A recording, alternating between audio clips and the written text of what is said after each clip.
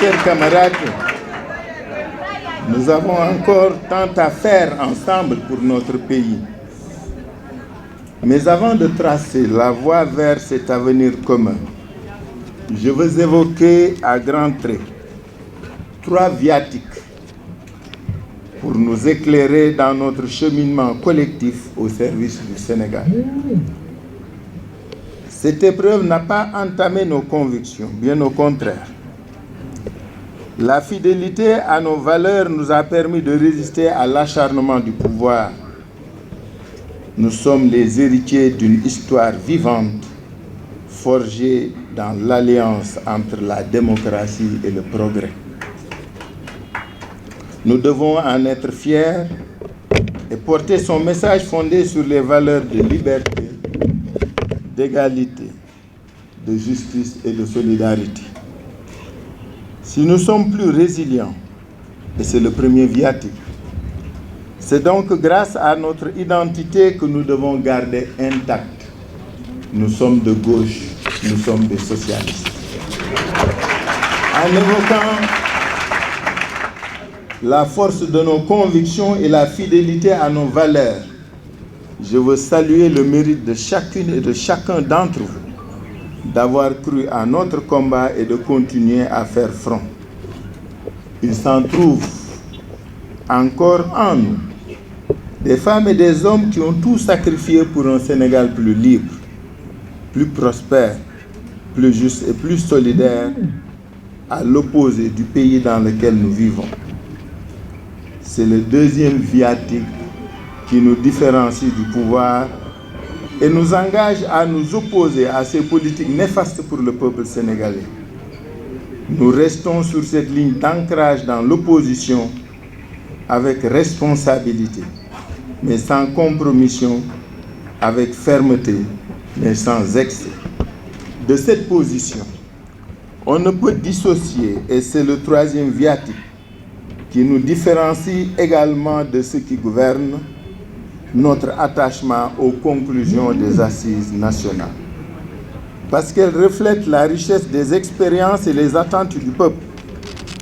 Les conclusions des assises nationales constituent le document de référence de notre projet. Bien entendu, il faudra les adapter au contexte et aux évolutions de notre pays, de l'Afrique et du monde. Mais nous nous engageons à les mettre en œuvre sans rien omettre et sans rien remettre en cause. Mes chers compatriotes, mes chers camarades, une grande nation comme la nôtre ne peut se construire qu'à travers de grandes dynamiques autour des femmes, des hommes et des valeurs. Nous devons être ces femmes et ces hommes et incarner ces valeurs pour tracer un chemin d'espoir pour les millions de Sénégalais qui s'impatientent et s'angoissent. Je vous parle de l'avenir, d'un avenir qui puise ses balises dans les valeurs de notre nation et qui poursuit la finalité d'un État qui tient sa promesse pour nous et pour tous ses citoyens. Je vous parle de l'avenir qui se construit dans la paix, avec notre volonté commune et avec des énergies plurielles et positives. Cet avenir ne serait pas partagé sans des réponses pertinentes à notre questionnement collectif sur notre vivre ensemble mis à mal depuis quelques années. Vivre ensemble, ce n'est pas seulement la coexistence des communautés, c'est la communion entre des femmes et des hommes ayant le même sentiment d'appartenance à une nation ouverte, à toutes les fraternités, partageant les mêmes valeurs et unis par un destin commun. L'école pourrait contribuer à renforcer notre vivre ensemble si nous en faisons le lieu de construction de la citoyenneté et le cadre d'acquisition de connaissances conformes à nos valeurs et adaptées aux besoins de développement de notre pays.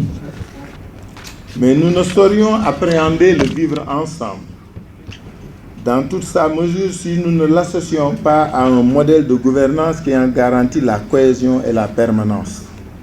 En effet, Notre commun vouloir de vie commune doit s'appuyer sur l'édifice d'une République garante de l'état de droit et des droits humains.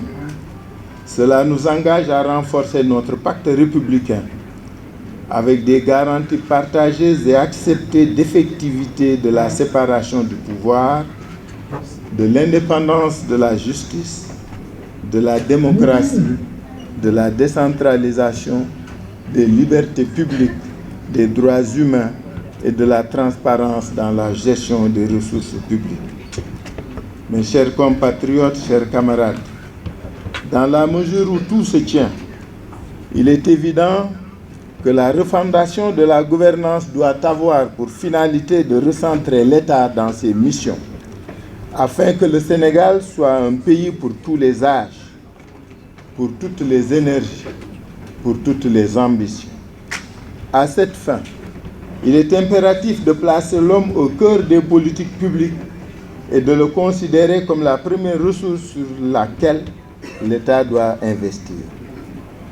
C'est dans cette mesure que chaque Sénégalaise et chaque Sénégalais, en zone urbaine comme dans le monde rural, pourra accéder à des soins de santé de qualité, à l'éducation, à la formation, à un emploi décent, à la protection sociale, à la sécurité et aux services publics en nombre et en qualité.